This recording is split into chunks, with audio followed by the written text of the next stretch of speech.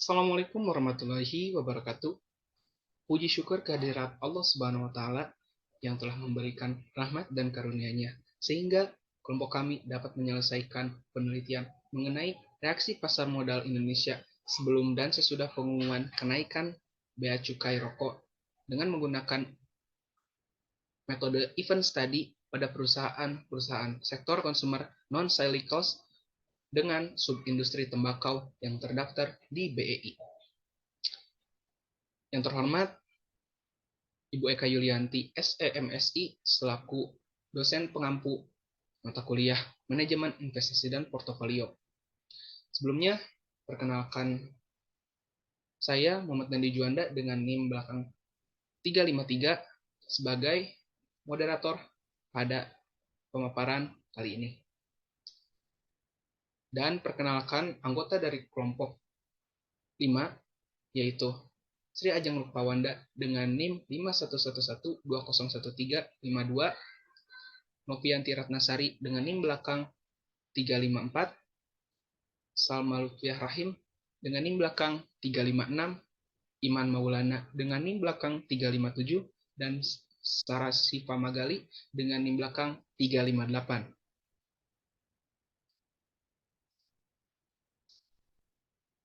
Next. Baik, untuk materi yang pertama mengenai latar belakang akan disampaikan oleh rekan saya. Baik, selanjutnya latar belakang. Pasar modal atau capital market merupakan pasar untuk berbagai instrumen keuangan jangka panjang yang bisa diperjualbelikan, baik surat utang atau obligasi, equity atau saham, reksadana, instrumen derivatif, maupun instrumen lainnya. Pemerintah memutuskan untuk menaikkan tarif cukai hasil tembakau atau CHT untuk rokok terbesar 10% pada tahun 2023 dan 2024. Sekian dari saya, selanjutnya dilanjutkan oleh rekan saya.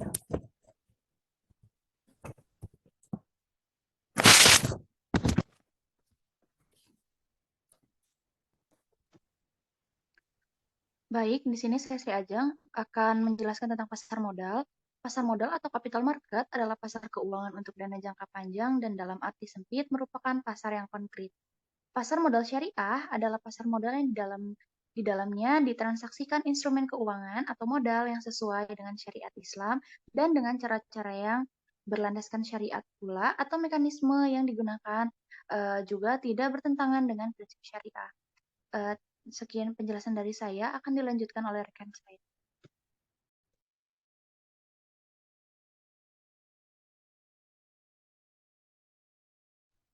Baik, terima kasih kepada rekan saya Novianti dan Sri Ajeng. Next. Untuk materi selanjutnya mengenai abnormal return akan dilanjutkan oleh rekan saya. Baik, terima kasih moderator. Di sini saya akan menjelaskan tentang abnormal return. Menurut Hartono pada 2017, abnormal return merupakan kelebihan dari return yang sesungguhnya terjadi terhadap return normal. Return normal merupakan return yang diharapkan oleh investor, sedangkan return ekspektasi merupakan return yang harus diestimasikan. Dengan demikian, abnormal return merupakan selisih antara return sesungguhnya dengan return ekspektasi. Sekian dari saya, kembalikan kepada moderator. Baik, terima kasih kepada rekan saya Imam Maulana. Selanjutnya mengenai event study akan dijelaskan oleh rekan saya. Baik, terima kasih. Sebelumnya izin memperkenalkan diri terlebih dahulu. Nama saya Sarah Siva Magali dengan NIM belakang 358. Nah, di sini saya akan memaparkan mengenai event study. Event study adalah studi yang mempelajari reaksi pasar terhadap suatu peristiwa atau event yang informasinya itu dipublikasikan sebagai suatu pengumuman. Lalu event study juga dapat digunakan untuk menguji efisiensi pasar untuk setengah kuat. Secara lebih spesifiknya, studi peristiwa ini menyelidiki respon pasar terhadap kandungan informasi dari suatu pengumuman peristiwa tertentu. Itu adalah menurut Jogianto pada tahun 2015. Lalu ada menurut Tande Lilin 2010 jenis studi peristiwa atau event study ada 4. Yang pertama itu ada peristiwa konvensional. Peristiwa konvensional mempelajari respon pasar terhadap peristiwa-peristiwa yang seringkali terjadi dan diumumkan secara terbuka oleh emiten di pasar modal. Lalu yang kedua ada studi peristiwa klaster. Jadi studi peristiwa klaster ini atau kelompok mempelajari respon pasar terhadap peristiwa yang diumumkan secara terbuka yang terjadi pada waktu yang sama dan berdampak pada sekelompok perusahaan tertentu. Lalu yang ketiga ada peristiwa tak terduga. Studi peristiwa tak terduga merupakan varian yang studi peristiwa klaster. Jadi studi ini itu mempelajari respon pasar terhadap suatu peristiwa yang tidak terduga sesuai dengan namanya. Lalu yang terakhir ada studi peristiwa berurutan. Studi peristiwa berurutan ini juga merupakan varian dari peristiwa klaster. Studi ini mempelajari respon pasar terhadap serangkaian peristiwa-peristiwa yang terjadi secara berurutan dalam situasi ketidakpastian yang tinggi. Mungkin sekian dari saya kembalikan lagi ke moderator. Baik, terima kasih kepada rekan saya, Sarah. Selanjutnya mengenai efisiensi pasar akan dilanjutkan oleh rekan saya. Baik, terima kasih kepada moderator yang telah memberikan waktunya untuk saya menjelaskan mengenai efisiensi pasar. Di sini kita mengambil dari menurut Tande Lilin pada tahun 2001, yaitu efisiensi pasar modal suatu negara mencerminkan keadaan perekonomian pada negara tersebut. Jika semakin efisien pasar modal suatu negara, maka perekonomian di negara tersebut juga berjalan semakin baik. Ini dikarenakan sebagian pasar sudah mencerminkan informasi yang relevan.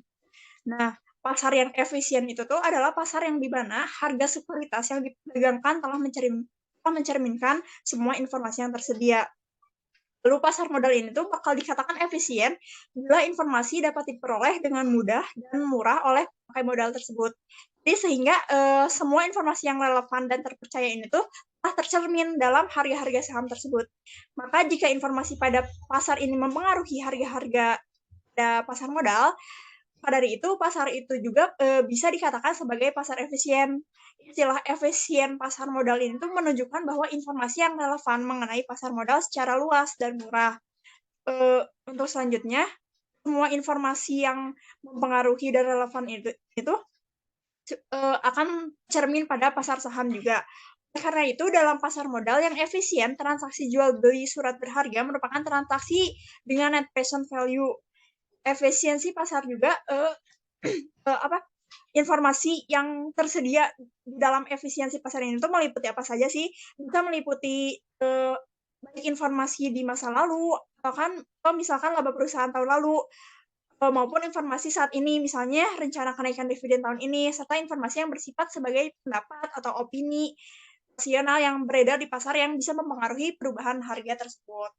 Mungkin sekian dari saya kembalikan kepada moderator. Baik, terima kasih kepada Saudara Selamat atas pemaparannya. Untuk metode penelitian akan disampaikan oleh rekan saya kembali, Ajeng, dipersilakan. Baik, di sini saya akan kembali menjelaskan mengenai tentang metode penelitian. Untuk metode penelitian yang digunakan penelitian ini yaitu metode kuantitatif, yang mana metode kuantitatif menurut Sugiono pada tahun 2014 yaitu metode penelitian berdasarkan filsafat positif digunakan untuk meneliti pada populasi atau sampel tertentu. Nah, teknik pengambilan sampel pada umumnya kan random. Pengumpulan data menggunakan instrumen penelitian, analisis data bersifat kuantitatif atau statistik dengan tujuan untuk menguji hipotesis yang telah ditetapkan. Kemudian untuk populasi dan sampel, populasi yang digunakan pada penelitian ini yaitu perusahaan yang terdaftar pada Bursa Efek Indonesia atau BEI. Kemudian untuk sampelnya sendiri, kami menggunakan 4 perusahaan. Yang pertama ada PT Gudang Garam Tbk, kemudian yang kedua ada PT HM Sampurna Tbk, yang ketiga ada PT Indonesian Tobacco, dan yang terakhir ada PT Wismilak Makmur Tbk. Selanjutnya akan dijelaskan oleh rekan saya. Baik, terima kasih atas pemaparan materinya dari Ajeng. Untuk variabel penelitian akan saya jelaskan. Variabel penelitian Pada penelitian ini menggunakan variabel abnormal return. Menurut Sugiono pada tahun 2017, variabel penelitian adalah suatu atribut atau sifat atau nilai dari orang, objek, atau kegiatan yang mempunyai variasi tertentu yang ditetapkan oleh peneliti untuk dipelajari dan ditarik kesimpulannya. Untuk teknik analisis data, penelitian ini merupakan penelitian event study dengan periode penelitian 41 hari. Bursa yang terdiri dari periode estimasi atau estimation period dan periode jendela atau window period. Periode estimasi yang digunakan dalam penelitian ini adalah 30 hari, yaitu T6 hingga T35 sebelum event date. Selanjutnya, periode jendela ditentukan sebanyak 11 hari, yaitu 5 hari sebelum peristiwa, 1 hari event date, dan 5 hari setelah event date pengumuman kenaikan cukai rokok. Analisis penelitian ini yaitu yang pertama adalah menghitung return aktual, di mana rumus yang digunakan adalah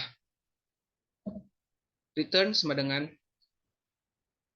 PT dikurangi PT1 dibagi PT dikurangi 1. Di mana keterangannya yaitu RI sama dengan return aktual periode T, PT sama dengan harga saham periode T, PT kurang 1 sama dengan harga saham periode T1. Yang kedua, menghitung return harapan. Rumus yang digunakan yaitu ERI T sama dengan RI dibagi periode T, di mana ERI T adalah return harapan sekuritas pada periode peristiwa ke T, dan T sama dengan periode. Yang ketiga, menghitung abnormal return. Rumus yang digunakan yaitu RTNIT sama dengan RIT dikurangi ERIT. RTN sama dengan abnormal return, RIT sama dengan return realisasi pada periode peristiwa, dan ERIT sama dengan return expectation pada periode peristiwa. Lalu yang keempat, melakukan analisis data statistik, yaitu uji normalitas. Memiliki tujuan untuk menguji apakah data yang dimiliki dalam penelitian distribusi normal atau tidak normal. Model regresi yang baik adalah residual didistribusikan secara normal atau mendekati normal. Uji normalitas dapat diketahui dengan membandingkan nilai probability. Adapun hipotesis yang diuji adalah sebagai berikut.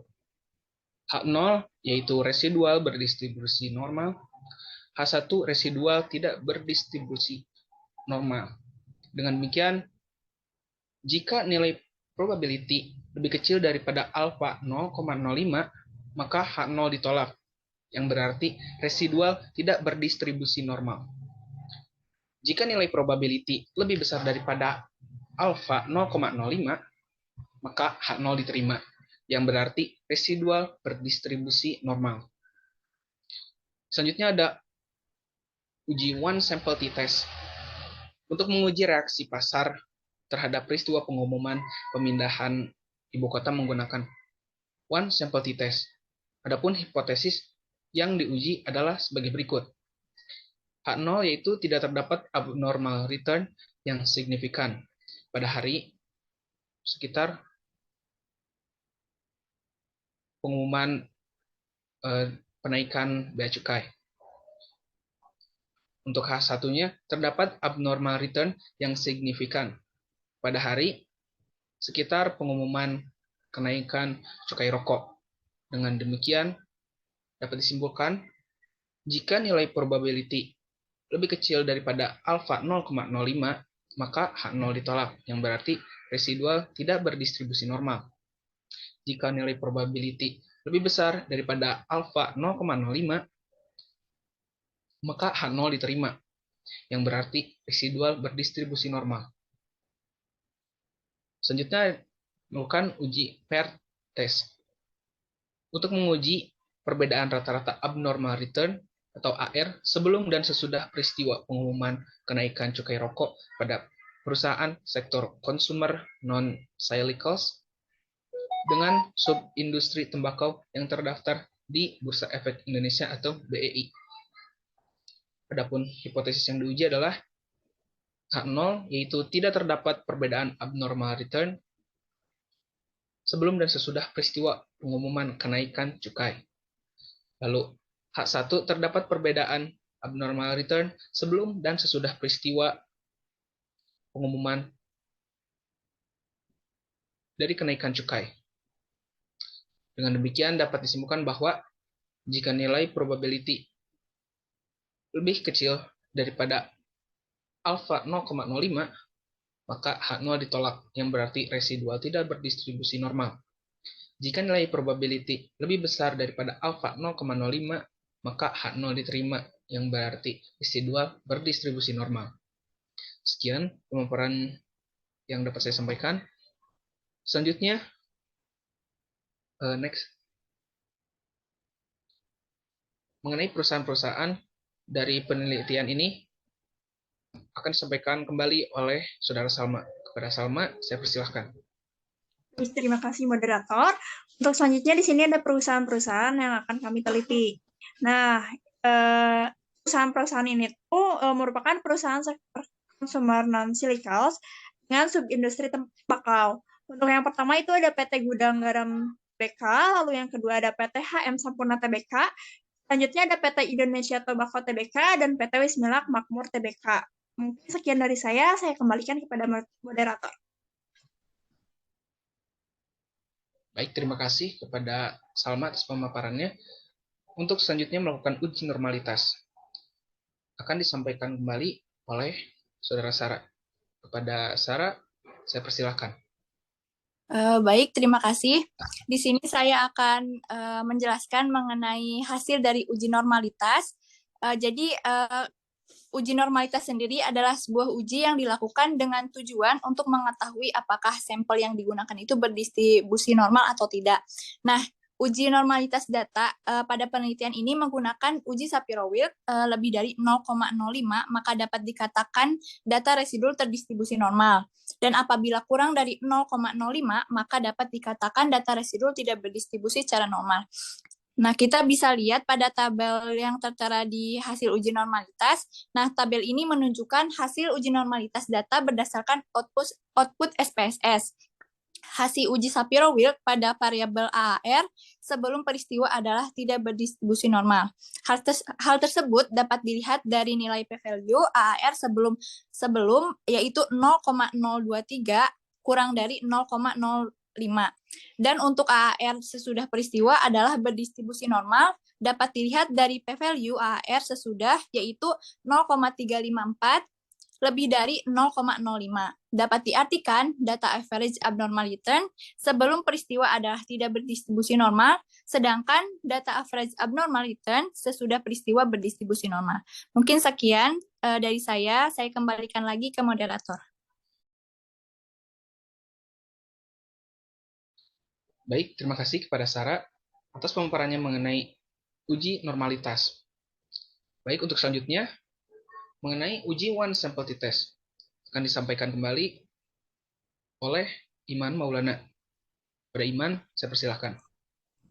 Baik, terima kasih moderator. Di sini ada uji one sample t-test. Nah, ini bisa dilihat, ini hasil output dari uji one sample menggunakan SPSS. Boleh next lagi. Nah, di sini bisa dilihat hasil tabel window period. Berdasarkan tabel tersebut, peristiwa kenaikan bea cukai pada tanggal 3 November 2022 terdapat 4 AAR positif dan 7 AAR negatif, dan terdapat 4 AAR yang signifikan. Artinya, menunjukkan pada T-4, T-2, T+1, dan T+5 menunjukkan terdapat signifikan pada peristiwa kenaikan bea cukai. Nah, sedangkan pada T-5, T-3, T-1, T0, T+2, T+3, dan T+4 menunjukkan tidak signifikan. Sedangkan sehingga dapat dikatakan bahwa 7HR menunjukkan respon yang negatif, akan tetapi hanya terdapat 4AR yang respon negatif serta berpengaruh secara signifikan. Nah, dapat disimbolkan bahwa pada T-4, T-2, dan T+5, pasar merespon secara efisien baik secara informasi maupun secara keputusan. Sekian dari saya, kembalikan kepada moderator. Baik, terima kasih kepada Iman Maulana atas pemaparannya mengenai uji one sample t-test. Untuk selanjutnya, mengenai uji paired sample t-test akan disampaikan kembali oleh Saudara Novi. Pada Novi, saya persilakan. Terima kasih pada moderator. Selanjutnya saya akan menjelaskan mengenai uji paired sample t-test terhadap sampel-sampel saham yang diuji paired sample t-test. Digunakan untuk melihat apakah terdapat perbedaan pada saat sebelum dan sesudah kenaikan cukai rokok pada perusahaan rokok yang terdaftar di Bursa Efek Indonesia. Pada data hasil uji paired sample t-test ini diketahui bahwa nilai signifikannya 0,690. Kemudian di sini ada hipotesis bahwa H0 tidak terdapat perbedaan abnormal return sebelum dan sesudah pengumuman kenaikan cukai rokok pada tahun 2022. Kemudian HA-nya terdapat perbedaan abnormal return sebelum dan sesudah pengumuman kenaikan cukai rokok pada tahun 2022. Tabel ini menunjukkan pengujian average abnormal return dengan menggunakan paired sample t-test menunjukkan nilai p-value-nya signifikan dengan hasil 0,690 lebih besar dari 0,05 menunjukkan tidak terdapat perbedaan yang signifikan, sehingga dapat disimpulkan bahwa H0 diterima dan HA ditolak. Hal ini berarti tidak terdapat perbedaan abnormal return sebelum dan sesudah peristiwa pengumuman kenaikan tarif cukai tembakau pada 2020. Sekian dari saya kembalikan ke moderator. Baik, terima kasih kepada Novi atas pemaparan materinya. Saya akan menyimpulkan pemaparan materi yang telah disampaikan, yaitu jenis penelitian yang digunakan adalah komparatif, dengan membandingkan masing-masing variabel sebelum dan sesudah peristiwa dengan menggunakan metodologi studi peristiwa atau event study. Populasi dalam penelitian ini adalah perusahaan subsektor tembakau di Bursa Efek Indonesia dengan teknik sampling sederhana. Data dianalisis dengan menggunakan analisis uji normalitas dan pengujian hipotesisnya menggunakan one sample t-test dan paired AAR. Sesudah peristiwa adalah berdistribusi normal dapat dilihat dari p-value AAR. Sesudah yaitu 0,354 yang lebih besar daripada 0,05. Dapat diartikan data average abnormal return sebelum peristiwa adalah tidak berdistribusi normal, sedangkan data average abnormal return sesudah peristiwa berdistribusi normal. Sekian pemaparan materi dari kelompok 5. Mohon maaf apabila masih terdapat kekurangan. Wabillahi taufiq wal hidayah. Wassalamualaikum warahmatullahi wabarakatuh.